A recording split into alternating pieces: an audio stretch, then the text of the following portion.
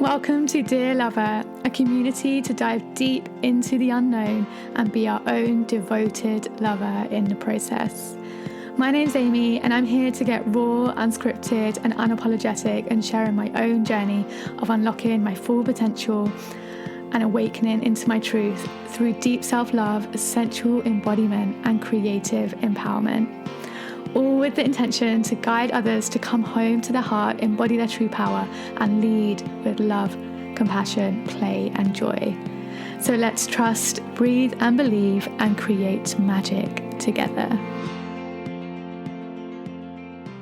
Hello, and welcome to the first episode of Dear Lover. This is a particular special episode because it's the first episode, but also it's where I'm going to share with you my story. And I will do my best to keep it concise, but this episode will probably be longer than the future episodes. I intend future episodes to be about 15-20 minutes maximum, but I can envision in this episode being a bit longer than that, because if you're tuning in, the intention with this whole podcast is to connect, to be real, to offer those real and raw conversations, intimate conversations, and share the lessons. I'm going to be sharing with you the lessons that I have learned from the past 33 years around the sun, and I'm still learning. We're on this journey together. This podcast is very much come with me on this journey together. I certainly don't have it all figured out. I'm always learning in the process. And yeah, it's a journey, right? Like I said in the introduction, we're diving deep into the unknown. And gosh, I have been doing that a lot, especially in the last 10 years of my life. As you're here, I've lived and moved multiple times, lived in multiple countries, had the privilege of doing that, and I'm so grateful. And it's come with its challenges for sure, particularly relationship with myself. And we're going to be diving deep into the unknown together and being our own best lover in the process. Right? Our most important relationship is the relationship to ourselves, and the quality of relationships determine the quality of our lives. So first, let's start with ourselves. And if you're a teacher tuning into this, particularly this podcast, although this podcast is for anyone who's wanting to cultivate that deeper relationship with themselves, love, sensuality, creative empowerment, but particularly if you're a teacher, you may resonate with a lot of what I'm sharing, because I will be sharing a lot of my journey the past 10 years has been in teaching and living abroad, working internationally. So particularly if you're a teacher, come and connect. And even if you're not, come and connect. I envision this podcast as to create a community around this podcast, of particularly a community of teachers, because we know how busy the teaching career can be, how challenging it can be, and how difficult it can be to keep that relationship with ourselves, and also connect to ourselves sensually, and feel sensual in our bodies. When you've been in a class of 30 kids all day, every day, it's to cultivate. Let's come back to our bodies, come back to our sensuality when we're finished with our work day. And this is what we're here for. This is the intimate. Think of this podcast as an intimate conversation that you can turn on maybe when you're in bed, or just having that moment at home when you're just wanting to connect back to yourself, connect back to your body, connect back to your heart, and take a breath. So let's take a breath together.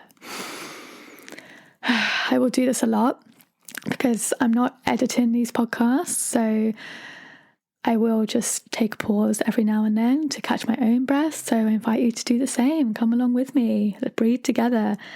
And yeah, I'll be sharing this journey, and sharing my journey like this has been a challenge for me. I really recommend sharing your story, writing down your story. You don't necessarily have to share it, but honestly, the process of writing down my story, was powerful in itself. And I highly recommend it.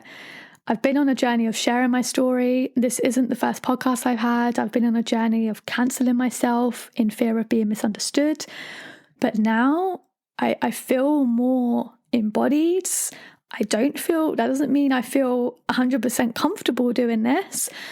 I know that the action comes first, and within the process of taking the action of sharing vulnerably with you, sharing intimately, that embodiment, that power, that true power to hold myself will come through, and be willing to be seen, heard, and misunderstood as well, right? And be willing to accept that I am going to be misunderstood. You are going to be misunderstood in sharing your true, authentic self, be embodying your full power, being in your body, softening into your body. We are going to be misunderstood in this. But I would rather this. I would rather embody my whole truth and be fully me in the short time that we have than not. Right? So, are you with me?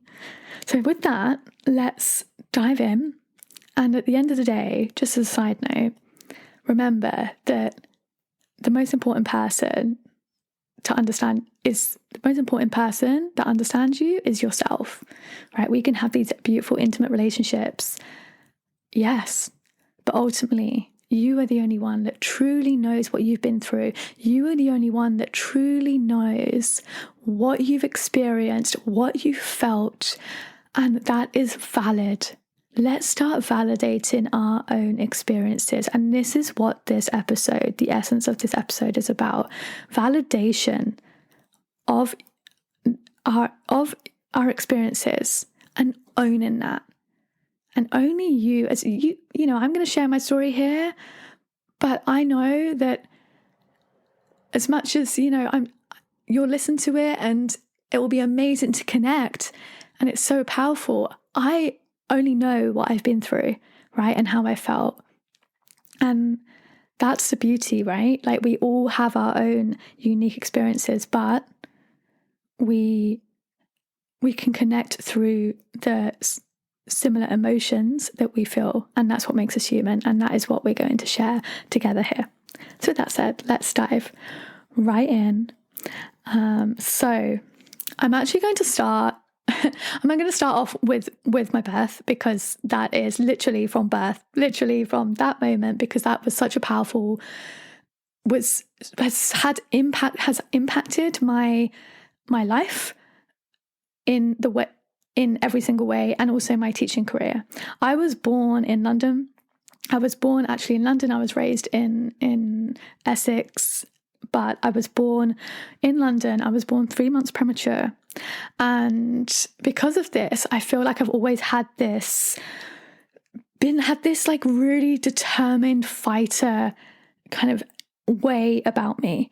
And I was born 3 months premature. I was born July 29th, 1990, Leo here, Leo baby.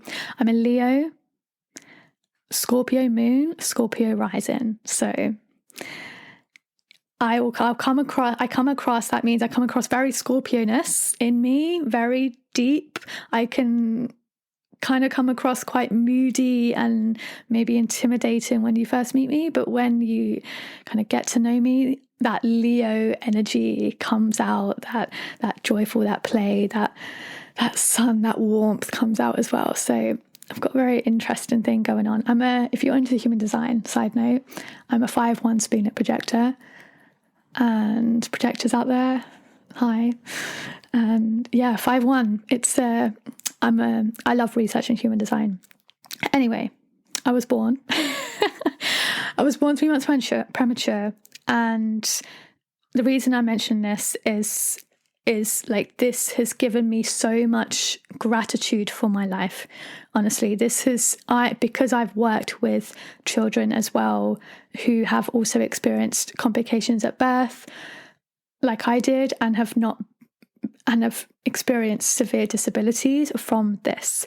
And I have not any long-term things anyway. So this has really brought me so much joy and gratitude for my life. And also, as an adult now, developed so much compassion for my parents. especially in the last few years of deepening my awareness and awakening and really developing compassion for what that experience must have been like for them. And yeah, being born prematurely has played a pivotal role in the way that I experience life with so much joy and gratitude that we are a miracle, you are a miracle, I am a miracle. I truly, truly believe that. And we get to live this life, and that is incredible.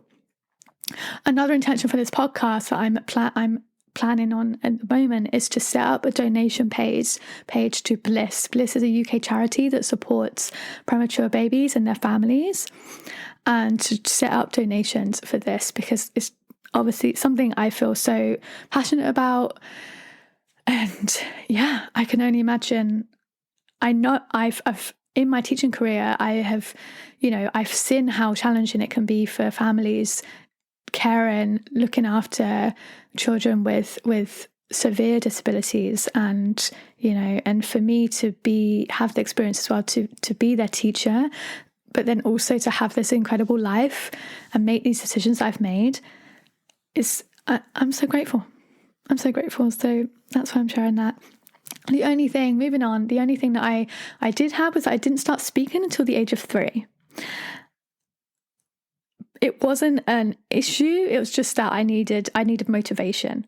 And it just reminded me that now I've learned to speak with more intention.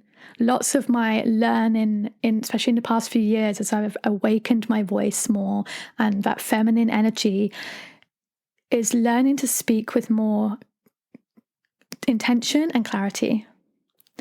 This is why I like poetry so much and speaking clearly and concisely. But this has also been one of my main challenges.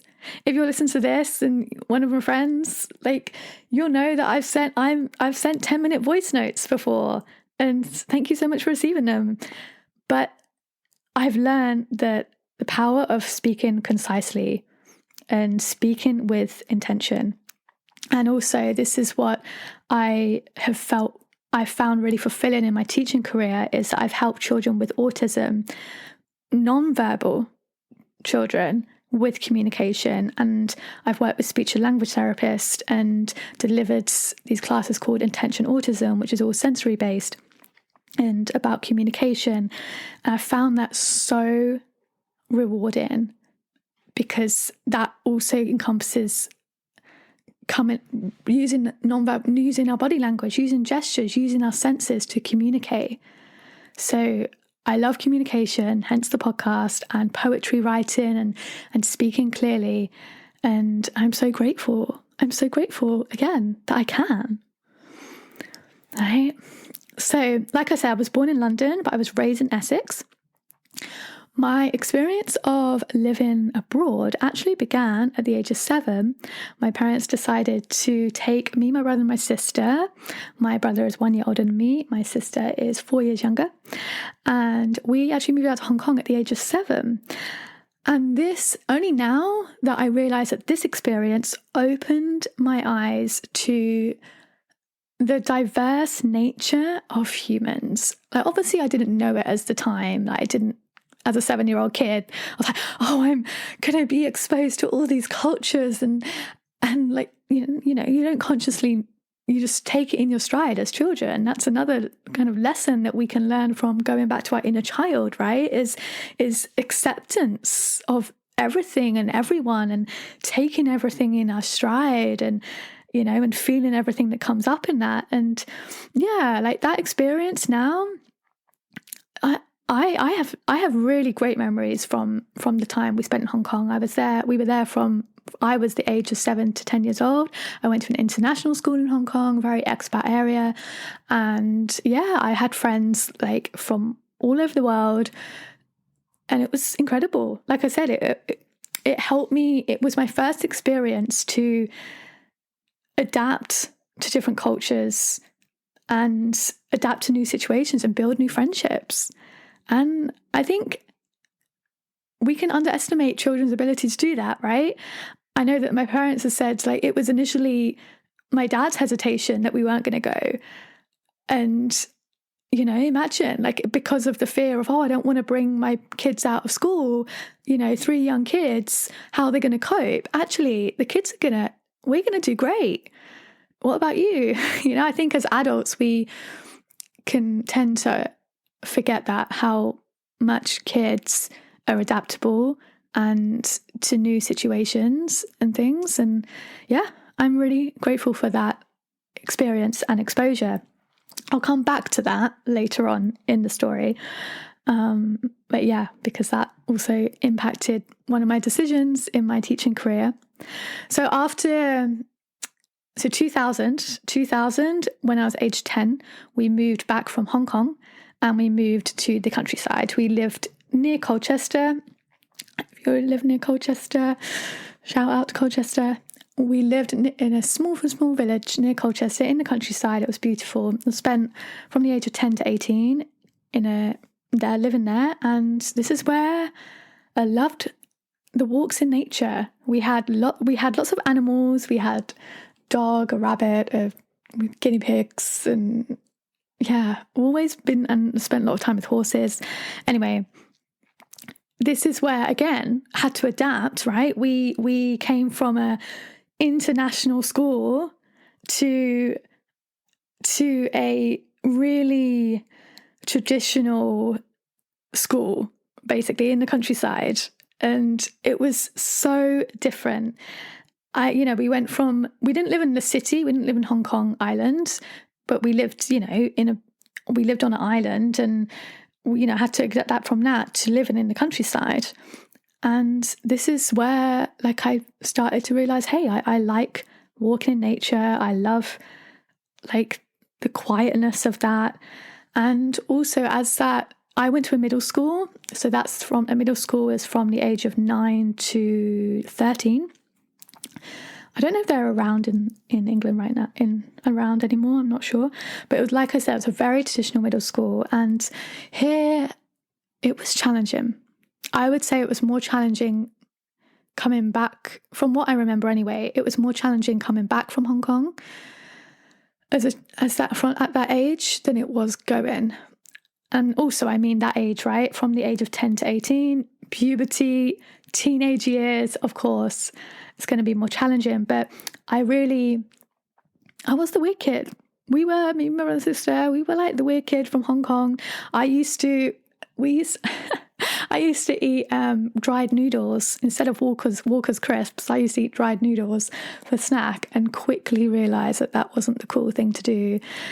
So we quickly changed to Walker's crisps. But that experience, like, I went through the whole of trying to fit in, feeling like the weird kid, saying the wrong thing. Again, communication came up for me a lot. Saying, like, we came back with a bit of an American tinge in our accent, as you do as an international school kid.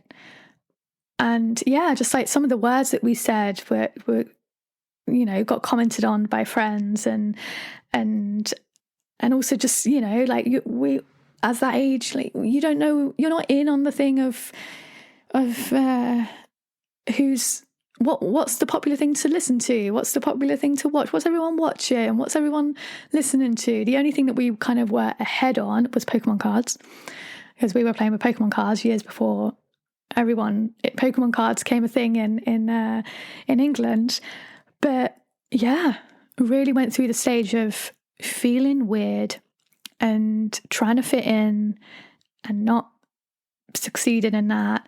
And eventually, as I got to, it was only until I think the age of 16, it wasn't until sixth form, the age of 16 to 18, that I started to accept myself more and express myself more authentically. And just kind of, and also it was that age where or a bit younger than that age, about 14, I met my best friend, who's still my best friend now. And, being friends with her, she helped me to just kind of accept, like, just do your own thing, Amy. Doesn't matter what other people think, like, do your own thing. And that's why we're still best friends now, like, we have completely different lives right now. And she's got a family with kids and a partner, and I am like, have got all of my belongings right now. I'm sitting in her room recording this podcast, all of my belongings with me, technically homeless, in transition to move to another country. We've had these completely different lives, but because we've connected so deeply at that age, and that age of like, hey, like just that age of when you're, figuring out who you are, and still now, still doing that now, but you're at a tender age, right? We became friends really when we were like 14 years old. So yeah. And it was then that I really started to express myself more, and because I was trying to get into like the popular kids at school, the popular girls, and I did spend I did get into that group a little bit at school, but I soon took myself out of that group when I found it very boring and didn't understand why they spent every lunchtime in the mirror in the bathroom putting on makeup, doing their hair, and then criticizing themselves and telling themselves how bad they looked, and all of this stuff, and I was like, I don't understand what's going on here.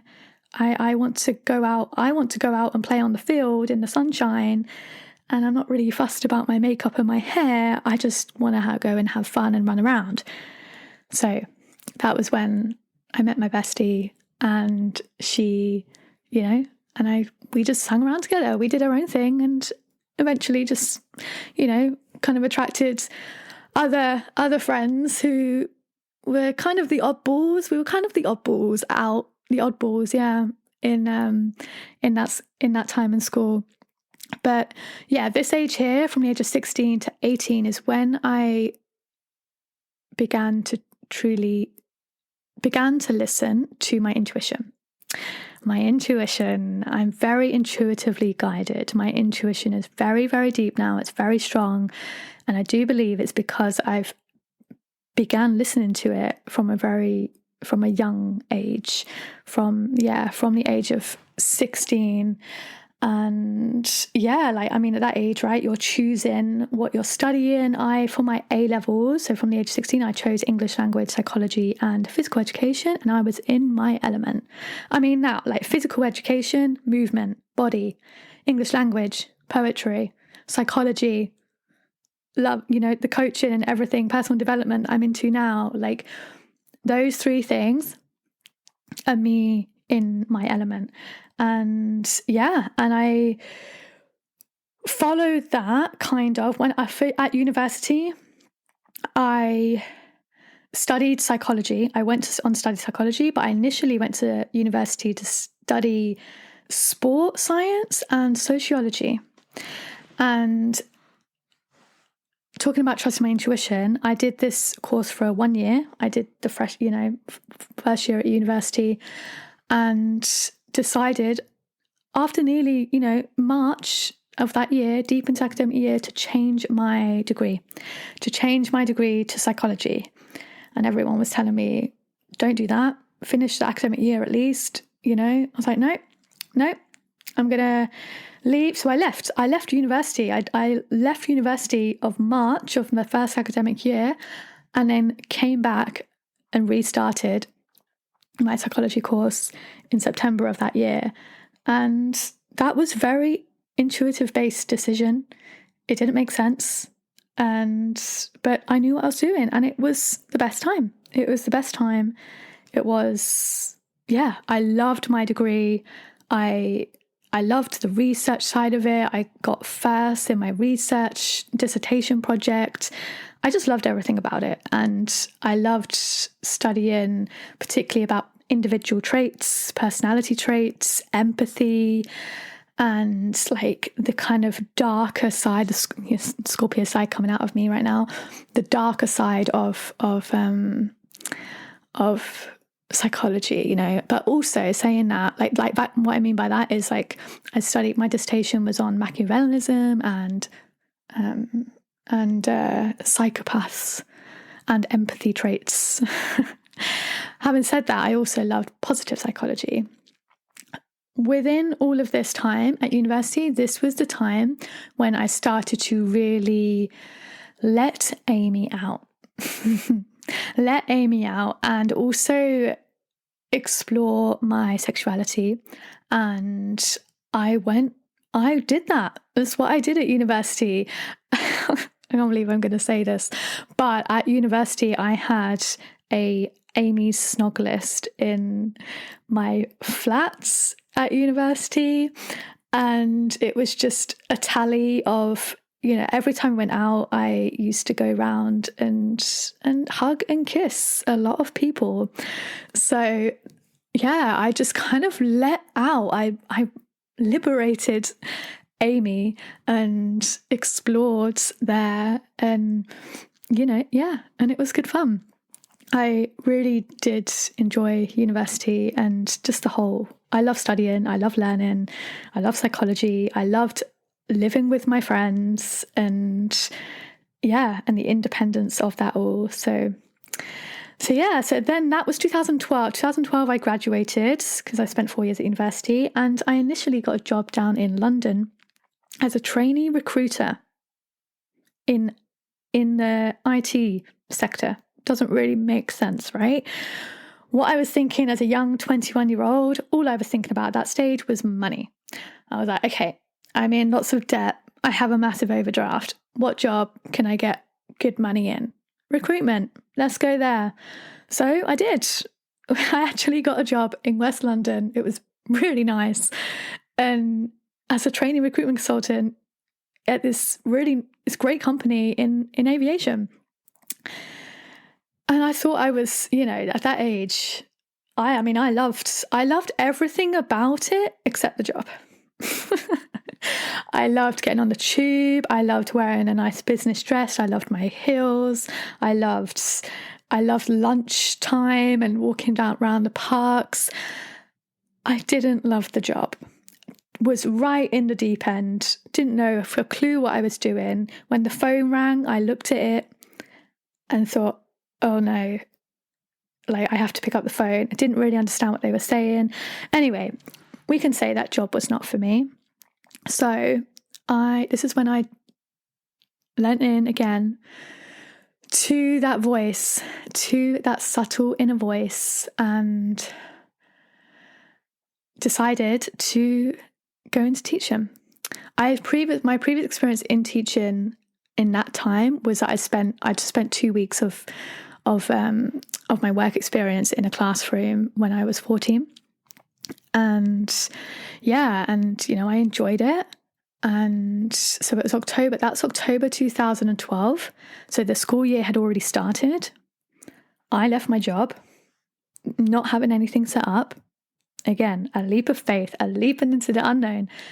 And I just trusted myself because I couldn't go on, it was tough. I mean, I moved down to London with my boyfriend at the time, and we were living in a small studio apartment in Leighton, which was amazing.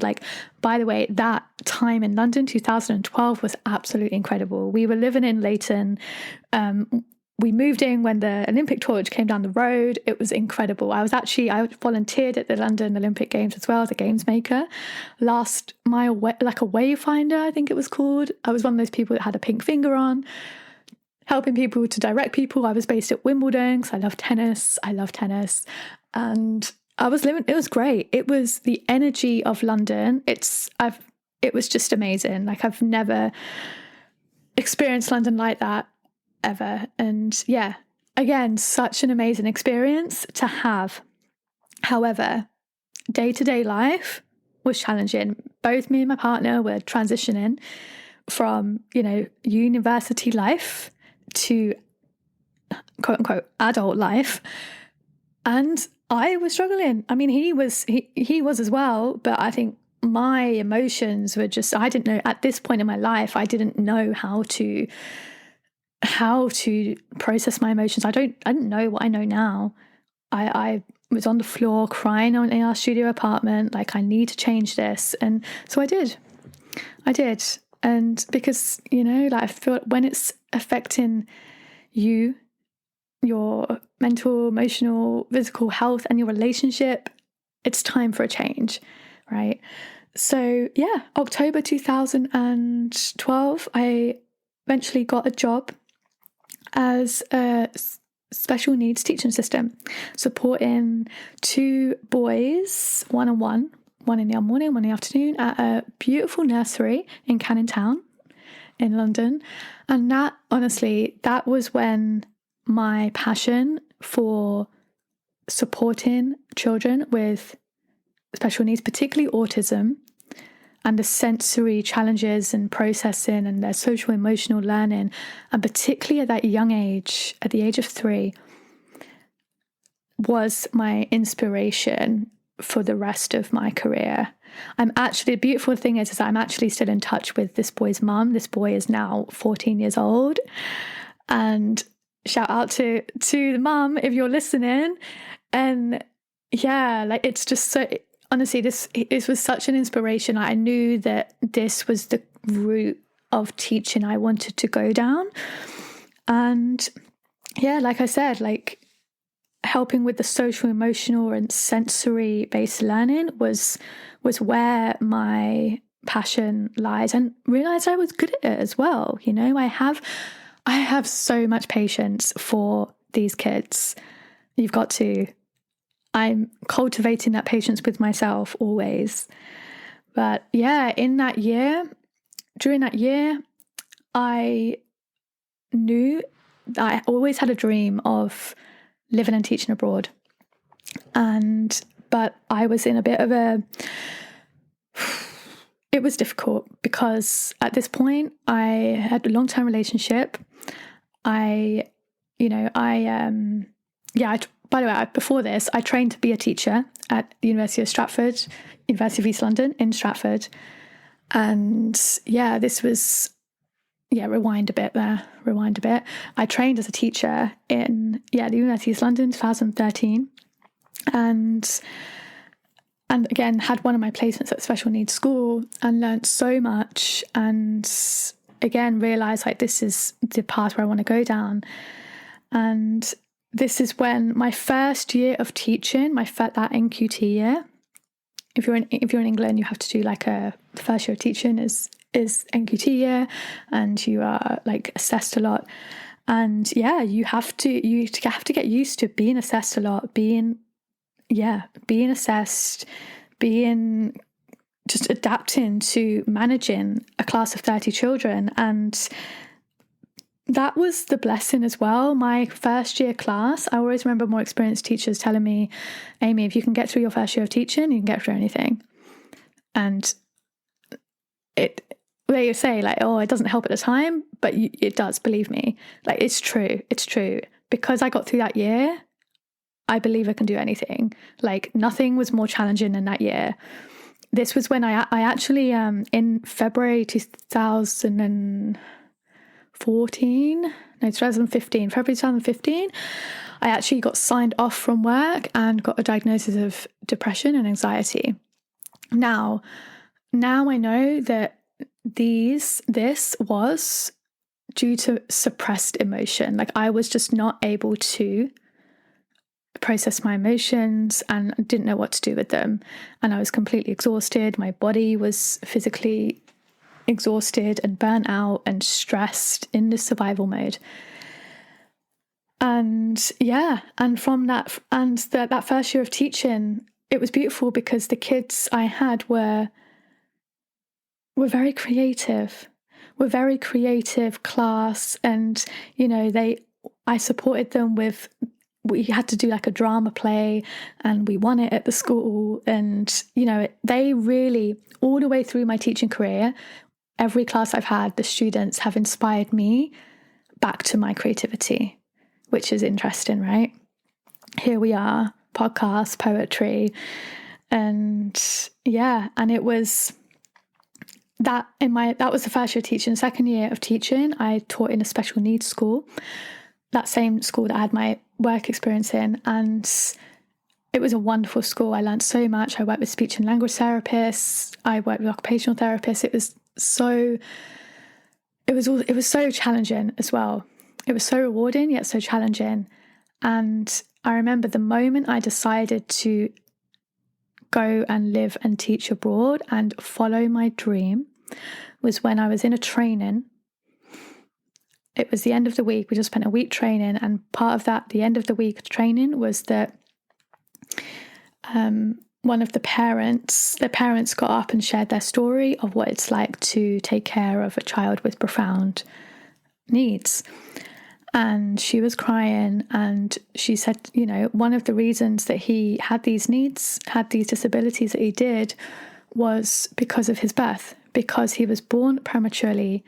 And she was crying, and it just hit me emotionally. I started crying in the back of the room, and it was such a big intuitive hit of go and teach abroad. You, again, coming back to the birth story, right? You get to live this life. You are lucky to be here. Go and live your life. You've got one life. It's a privilege that I get to sit here as a teacher, be as their teacher, and have this life. So I did. There's a pattern here. Decided, and I did. When this was deeply into the unknown, because this was June 2016.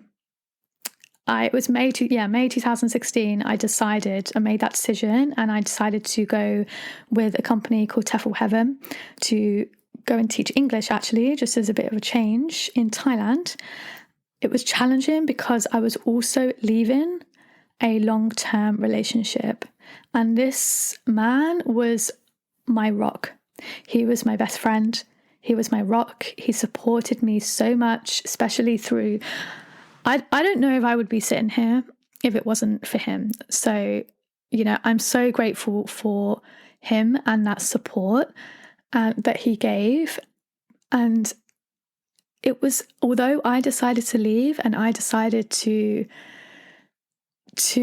leave and follow that, it was heartbreaking.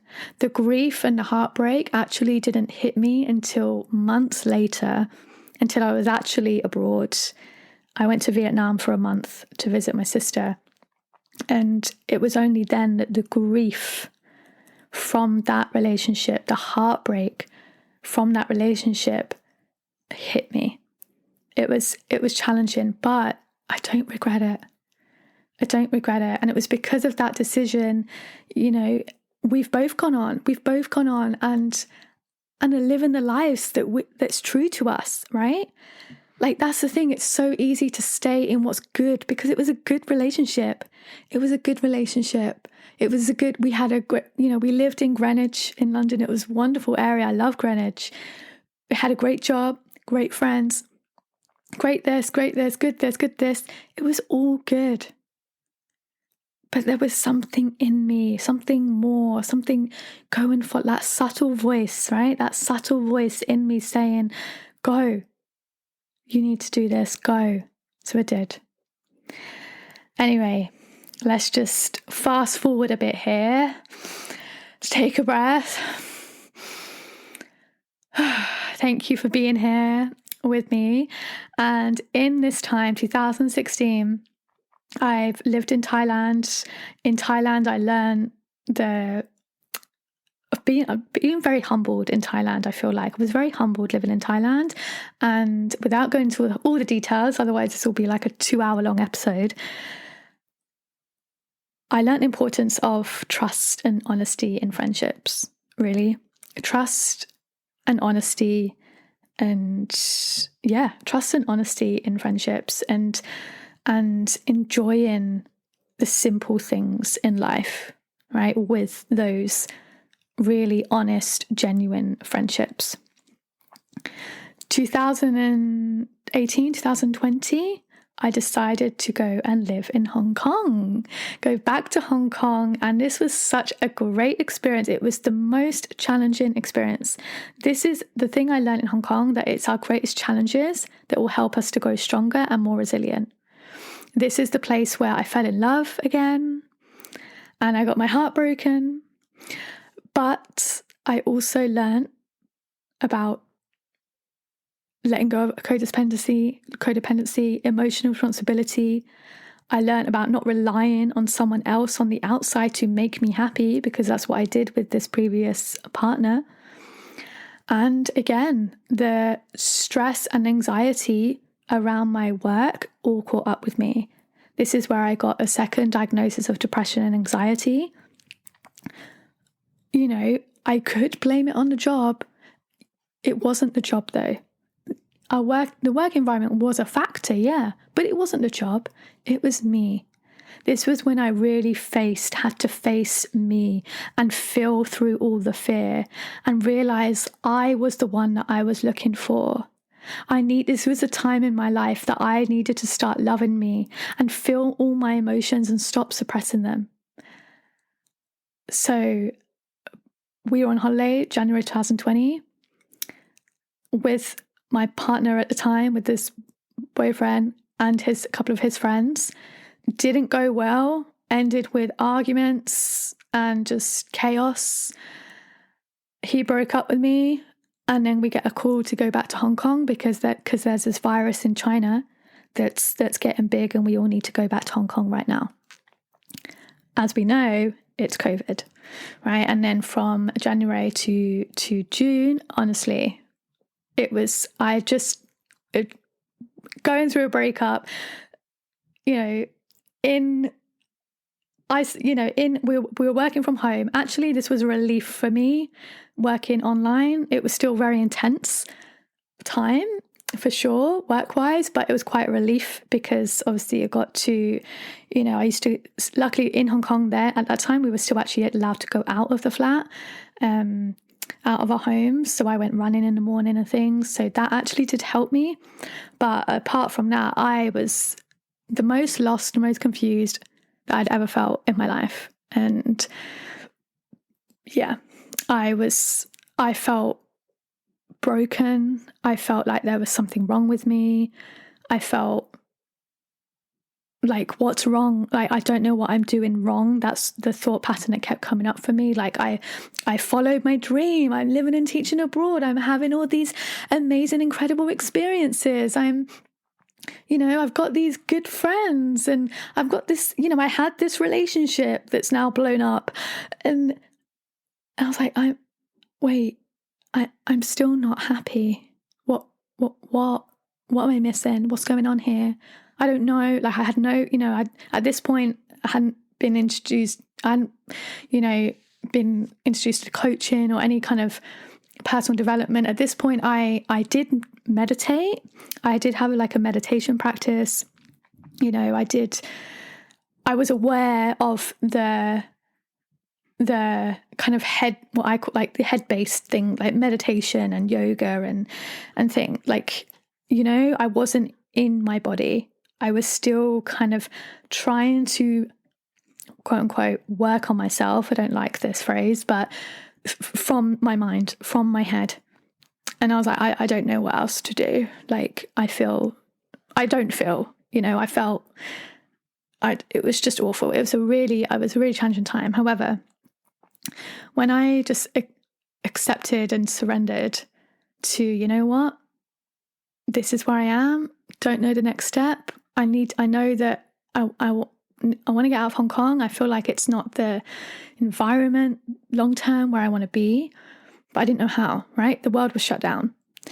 And this is when I turned to Reiki and sound healing. And this for me was very powerful, very energetically. As you know, if you've done sound healing and Reiki, you'll know I actually got my level 1 Reiki certification in this time as well. And honestly, that was a blessing. It was a relief. And this is when I started to tune in slowly to energy, to the energy of my body, and just to energy in general. But I realized how energetically drained I was.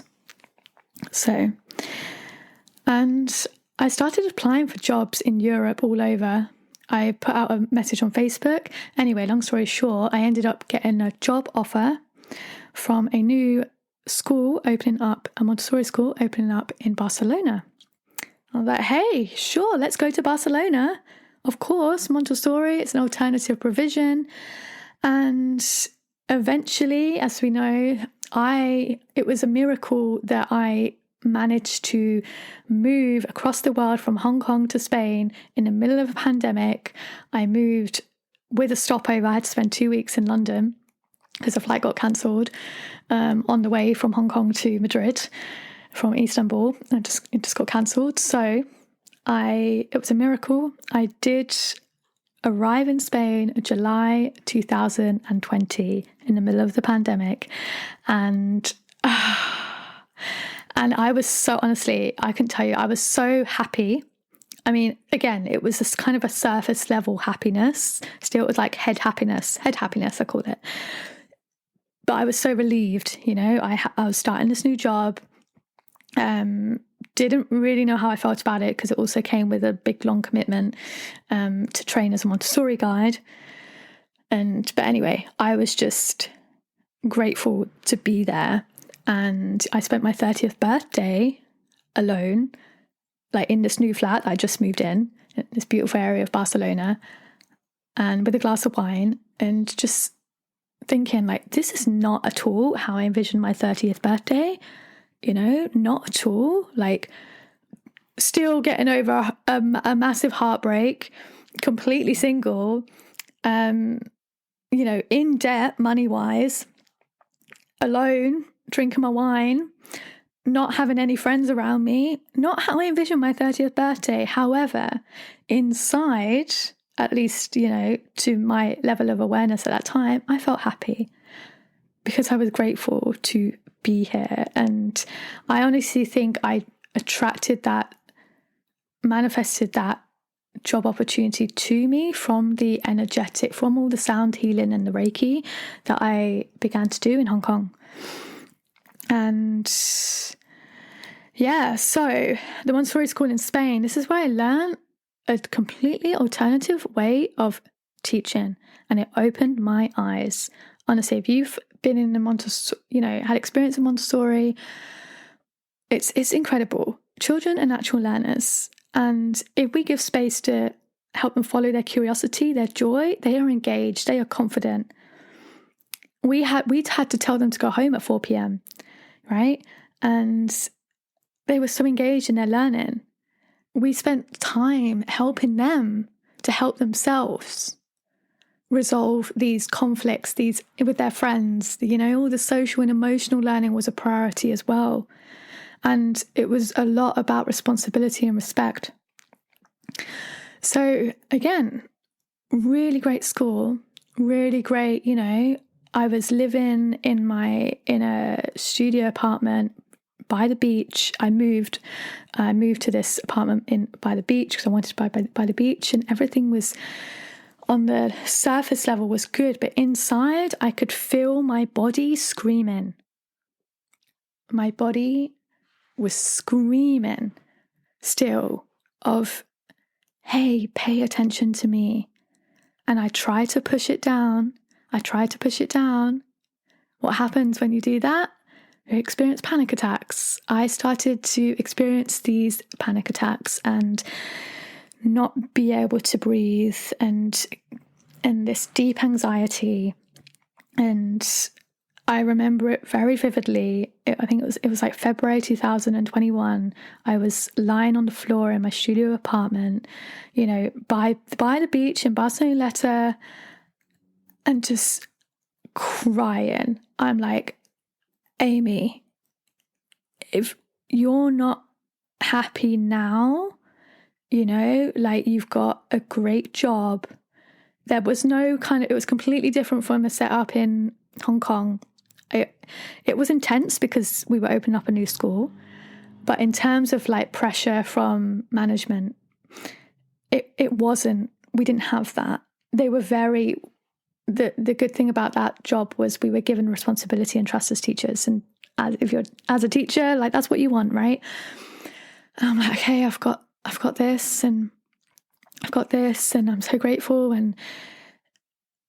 but yet my body is going into this shutdown mode, and I couldn't breathe. I was doing my meditation. Every time I sat down and meditate, it made it worse. So this is why with meditation, even though I then, did start a meditation community, I always want to make the point that meditation is a tool. It's not, and meditation, really, life is our meditation. Life is our meditation. I do still like to sit down. I meditate every day, but I also make a priority to connect with my body, to be embodied. That's when we're truly connecting. That embodiment is what makes the difference. Anyway, crying in my studio apartment, I had enough. And I was like, if not this, then what? If not this, then what? This is when I hired my own life coach. I initially made contact with him a few months before this time. In November, we met. And I just wasn't I was still, when I first moved to Barcelona, I was still just not willing to accept how I internally was feeling. I was bringing myself out on dates, I was trying to get over this heartbreak, and not just like heartbreak and things, but this feeling of not feeling good in my body through sex, basically through sex. And you know what, I'm going to go out on dates with these wonderful Latino Americans and eat delicious food and have sex, and that's going to make me feel better. Well, it didn't. For a short amount of time it did, yes, but long term it didn't, of course. And yeah, so this is when, February 2021, I hired my own life coach. And honestly, this was the turning point for me. Create Mindset Coaching, shout out to Roberto. He has been with me on this journey for 3 years now.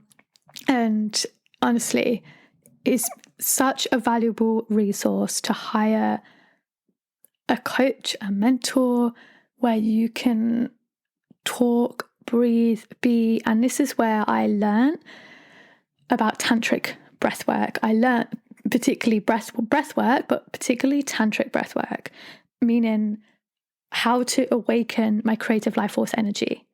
I awakened this energy, this powerful creative life force, sexual energy. I faced my shame and trauma around my sexuality, and also faced how I used my body to connect to others. Like I just told you, using sex and intimacy to feel that connection, to feel that deep connection I was craving. I was using my body to do that, and wondering why I didn't feel completely fulfilled by that, and deepening my personal development practice and going beyond the affirmations, the meditation, the yoga, and the walks in nature. Yeah, all of those things are great. I still do all of those things. But it wasn't until I started to explore my own pussy with my own fingers, and learning how to get myself wet and experience that divine union I was so deeply craving from the inside. And these words, pussy, will be mentioned a lot on this podcast. Sex, intimacy, sacred self-pleasure. This is what we're going to be talking about. This is this divine union, inner union that we are so deeply craving as humans. It starts from within. And this was the turning point. And this was self-pleasure, right? This was, not just self-pleasure, but it was deep internal sexual healing from me, coming from me. I was being guided in this. I was being guided in practices, but this was coming from myself. This was me sitting down with myself doing it. This was not with a partner. So that was the real turning point. And I just need to take a breath. I feel like I just shared my pure truth there, saying that something had lifted out of my throat as I shared that. So it's really powerful. And like I said, what we're going to be sharing, more of on this podcast. And as I kept exploring my own sexual sexuality and sexual energy, my creativity exploded, my intuition deepened. I had a strong inner knowing that this is what I'm here for. This is my purpose, to experience this divine inner union and eventually guide others to experience theirs. And more than ever, I was listening to my body more than ever, because it was bringing up so much for me and all the creative possibilities. It was, the first 3 months was horrendous. And honestly, because you're facing the deep shame I had around my sexuality, and it was, I just remember crying so much and sitting in so much self-forgiveness around that as well. And within that, the depths of which I felt my pain was the depths of which I felt pleasure, because I was feeling my pain so deeply. I was also feeling intense pleasure. I was at a point where I was sitting down and meditating, having these energy orgasms. Like, just because I was feeling so much, I was facing that shame, facing that, the shame that I had around my sexuality, around expression, and the fear that I had around expressing myself, my whole truth, sensually, sexually, and reclaiming my voice in that as well. When we reclaim our sexuality, we're also reclaiming our voice. And I allowed my body to scream. I felt my inner rage. I felt my deep sadness of abandoning myself all these years. I felt it all. And because I was feeling it all, I was able to experience these intense internal orgasms, these energetic internal orgasms, like being fucked by the universe, basically. That's what it felt like. Some of the experiences I had, it felt like I was being fucked by the universe. And I can't, you have to go and experience it. I want everyone to experience this. And ultimately it was me in my room with my fingers and some coconut oil, right? And maybe a glass dildo, but really, like, the power is at the tips of our fingers, literally. And it was because of this that in April 2021, I decided to resign from the classroom and take another big leap of deep faith. This was the most scariest one yet, into the unknown, and become self-employed as a freelance. And I worked as a freelance tutor. I felt like that's what I was meant. That was the path for me. One, to look after my own emotional health, because I was experiencing so much. And so much was coming up for me emotionally. I didn't have the capacity to bring myself to get to go into a classroom. As a teacher, you're not just going into an office and sitting in a cubicle. Not to say that's not challenging, of course it is. But like, as a teacher, you've got a responsibility of kids in your classroom, and they're kids, as we know, kids are very energetically there and connected. So, it was that, but also more than that, I felt like this is my path. This is what I'm here for, to explore this, explore being more independent in my work. And that was when my true authentic creativity came out. It comes from you first. Like, what do you want to see more of in the world? What do you need right now? And what I needed in that time, but by that time, I resigned April 2021, had some time, and then it was January 2022 that I decided to start Barcelona beach meditation.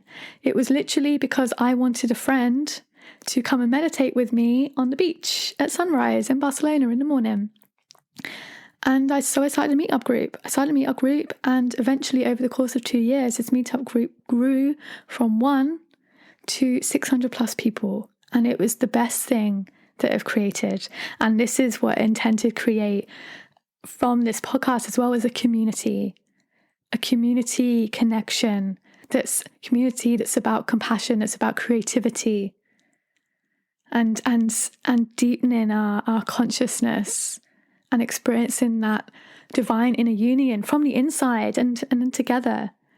And in this time, it was beautiful. It organically grew. This is where I made most of my connections. I just felt like this whole time I was being divinely guided. Opportunities were showing up in my lap, like my vagina, because I was literally attracting them. I manifested myself a private client. Literally, I sat down and in a sex magic practice was like, okay, I was in a position, not a great financial position at all at this point, of I need 300 euros more in my account to pay my rent. Like, I need this, or to buy food, to buy food. Sat down with the sex magic practice, felt into this, and because my energy was completely open, my heart was open, my energy was flowing, I was connected. 24 hours later, I was receiving an invoice of 300 euros from a private client, private tutoring client. That's how powerful our sexual energy is. That's how powerful, like men and women, not just women deep more so because we have a womb, but also men as well, right? And it was a beautiful time. I was feeling that I was creating true, authentic friendships and sharing the real me. And also, we're nearly there. Thank you so much for being here. And we're nearly there. This is where it gets deep into sexuality and exploring my own sexuality. And within this time, this is when, with a partner, a very trusted partner, I started to explore my own sexuality and excited to explore being submissive and dominant. Being submissive and being dominated. And again, this allowed me to fully open, trust, and surrender in sex with a man I deeply trusted. I explored threesomes. I explored the power of sensual photo shoots in deepening self-love. I was embodying true confidence. And I learned also the importance of grounding in nature. Going for sunrise beach swims, feeling the sea, feeling Mother Earth, going on evening mountain hikes. And alongside this, I continued with one-to-one life coaching whilst training as a life coach myself. And that, I believe, is key to being an authentic coach. True coaches always have their own coach. And I trained with Jay Shetty Certification School. Highly recommend. If you want more information on it, let me know. But yeah, me trained as a life coach because I wanted to support other women in their own self-love and empowerment journey. I know that I do want to get deeper training in terms of to support women more deeply in terms of sexuality. And I feel like I'm in the process of embodying that more myself right now.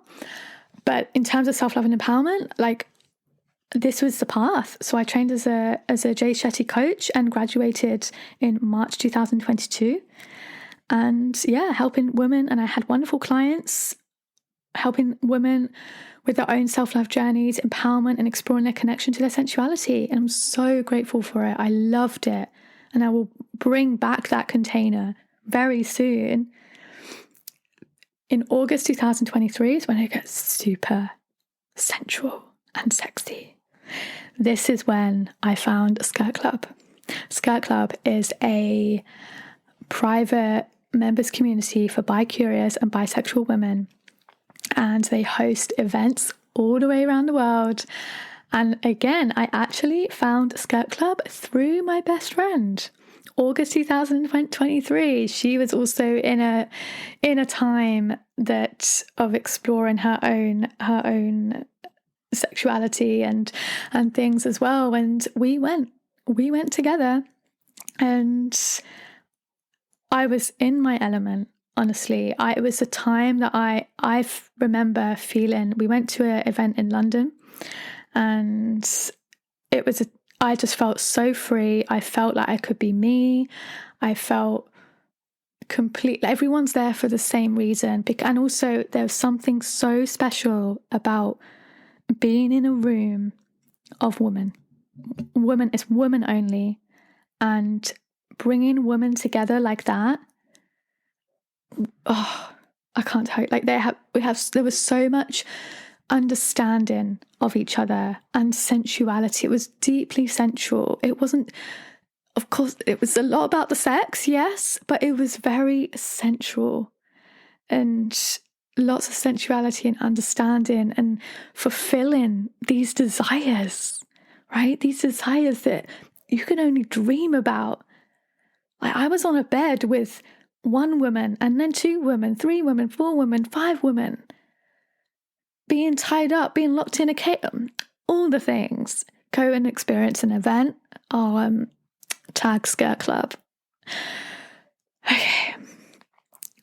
So now, after all this exploration, going back to Barcelona, I have got to a point in Barcelona where I was like, I really need to, my body was calling for deep grounding in nature. So I listen, because I'm so connected to my body more, I trusted it instantly. I decided to leave Barcelona and move to Menorca in September 2023. And this is when I grounded everything. I became more like awakened to these higher visions that I was having. And this is when the poetry started to come through, and a concise way of communicating, and really leaning into my own creativity and harnessing that as a powerful message, and, you know, leaning into creative empowerment and getting a message out concisely that feels aligned with me. And in January 2024 of this year is when I changed my coach, my mentor, to a woman. Because I felt I needed a woman's support.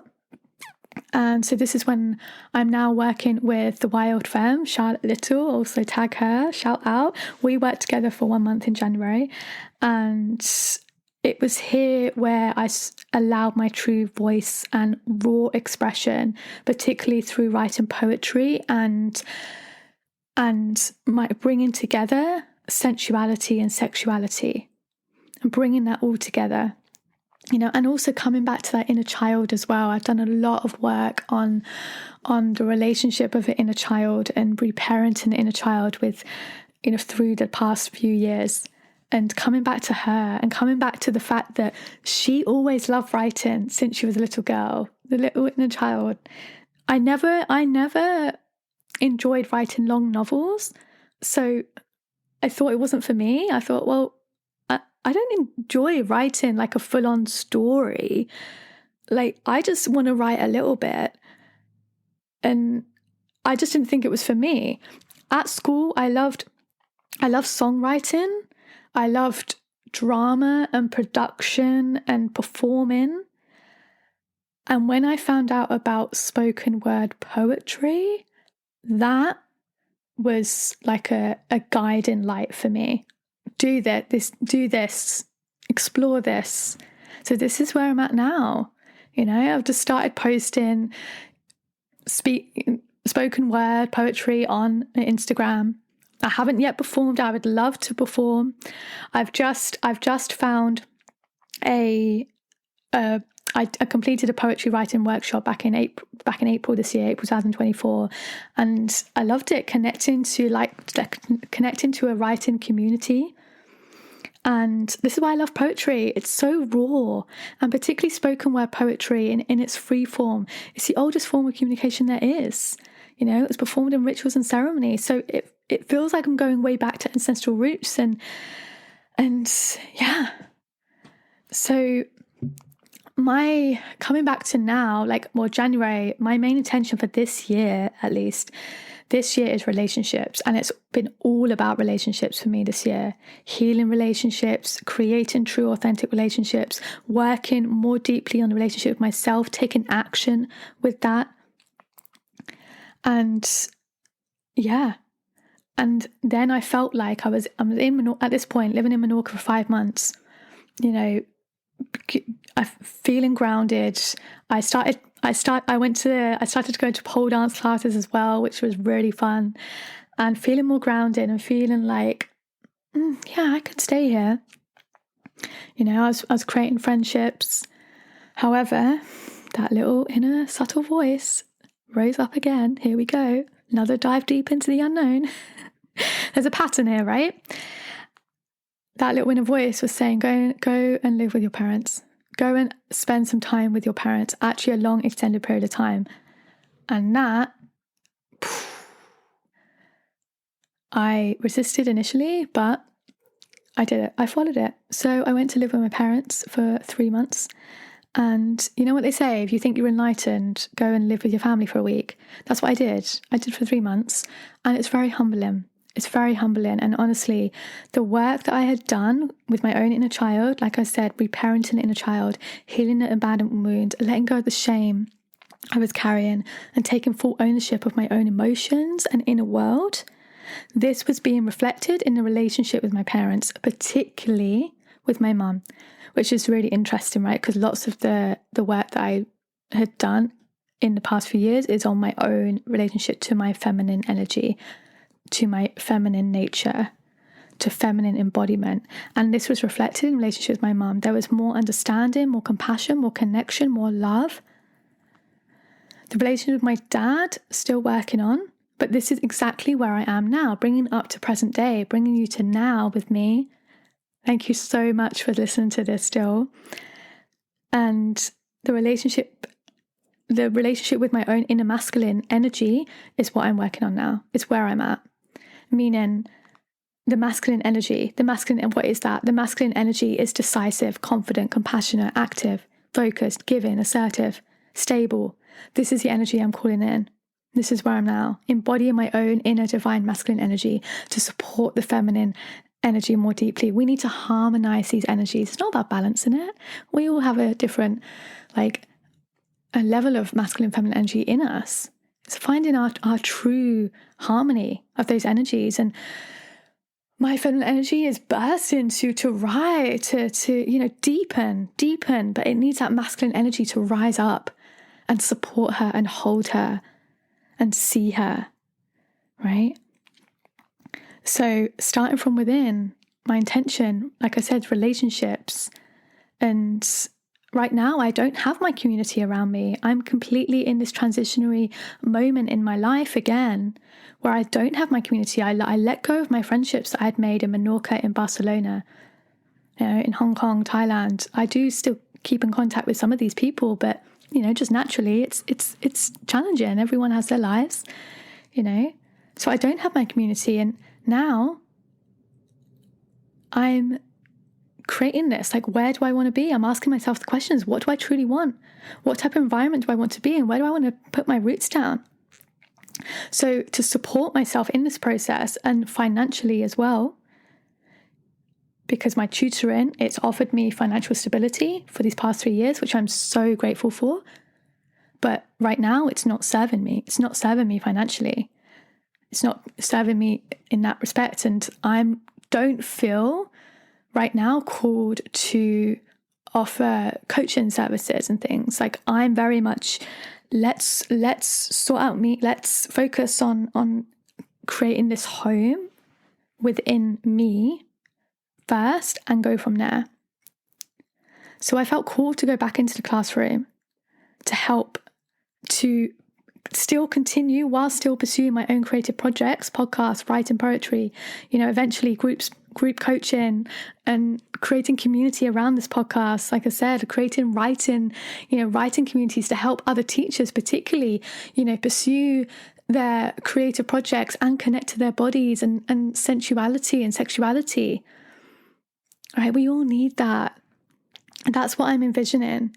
But it starts with me. It starts with me doing that with myself, right? Getting myself back in the classroom, getting myself back into that environment whilst still embodying everything that I have experienced these past 3 years. And that is the challenge. It's an exciting challenge. I want to enjoy it. So right now I'm currently living with my best friend in Suffolk, and I'm so grateful to be spending the summer having quality time with my 89-year-old Nana, who, by the way, is such an inspiration. She still goes to the gym, 89 years old, has a personal trainer, and she lives on her own. She's amazing, my Nana. Anyway, I was applying for teaching jobs all over the world, but it wasn't intentional. What am I doing? I realized I needed to take my power back. I need to take my power back and decide, where do I want to be? Where is my body calling me to go? And that answer is Costa Rica. My body, that has come up for me when I first decided to go and live and teach abroad. I remember very vividly sitting there I'm going with Tefl Heaven, the same company that I went to Thailand with initially. And because they're a great company, really recommend them. I'll tag them also. And they support you in getting a placement. And also they support you socially as well. One of the best things about Tefl Heaven is that they provide a community as well. So in this case, before when I went to Thailand, I did a month training to get the TEFL certificate teaching English, but I've already got that now. So I've spending a week with orientation a week and then having a job placement.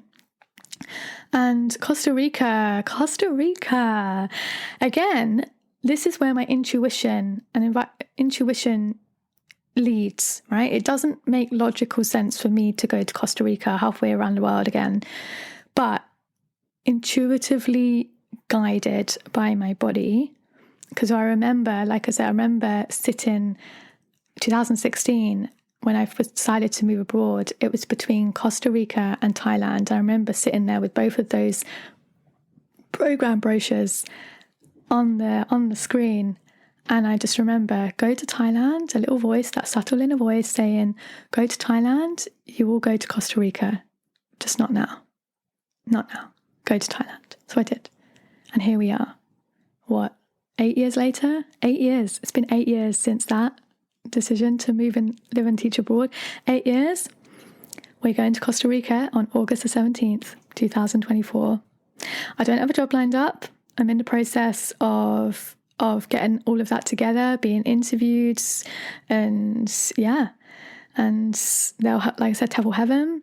If you wanted to get support in living and teaching abroad and not go straight into an international school, because I was a qualified teacher, right? Like I could have gone straight into an international school, but I decided to go with Tefl Heaven because I wanted to change, to be honest, from international school teaching. And, and it just helps, like with that. It's just great. I just love it. So that's what I'm doing. August the 17th, we're flying to Costa Rica. And I'm so grateful for it all. If I die tomorrow, I'll be happy. And that's when I truly know and live in alignment with my soul's truth. Obviously I've got so much more that I want to do and I want to experience and see and do and accomplish, but I will be happy. Like, always come back to gratitude, grateful for it all those challenges, the times crying on the floor. And this is where true growth happens. The biggest lesson in all of this is the power of deep self-love, the power of slowing down and connecting to the wisdom of our body, following her joy, grounded in nature, becoming one with nature, the power of sensual embodiment, sensual photo shoots, creative sexual empowerment, the power of play and curiosity, always remaining curious, not judging our emotions, going deep internally into our womb with our fingers, holding space for ourselves. And I had a coach through all of this, but this is an important message. Ultimately, it's up to you. It's up to me. I am the only one that can heal myself. You are the only one that can heal yourself, empower yourself, whatever, help yourself. I don't like the word healing, more like reclaiming yourself. You're the only one that can reclaim yourself. You're the only one that can empower yourself. We can get guidance, we can get support in this through our relationships, through coaches, through mentors, but ultimately it's up to us and it's our responsibility. And that is where the power lies. If you listen to the poem, this is why the trailer is the power to choose, because that's where our power lies. Not blaming others and how I feel, creating that feeling inside of myself first, being in a relationship, in a monogamous relationship at least, being in a relationship is a 3-way relationship, right? The relationship with ourselves, the relationship with our partner, and the relationship that our partner has with him or herself. feeling through all the darkness. And on the other side, that light, being that light of your own divine goodness. It's always there. Remember that. Always remember in those darkest moments where that light seems so dim. Remember that divine light is always there. It's always there. And you are who you've been looking for. I am who I've been looking for. And let's celebrate ourselves in the process and be kind to ourselves in the process. And say yes to it all, even if it's the most challenging thing we've ever done. Acceptance of everything. This is what Tantra is about, which I'm exploring. This is my path, the tantric path, exploring that deep acceptance of all, saying yes to everything, that deep being fully alive.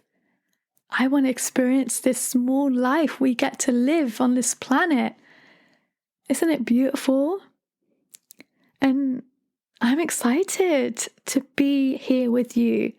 I'm excited where this will take me, leading with love, my own love, compassion, play and joy.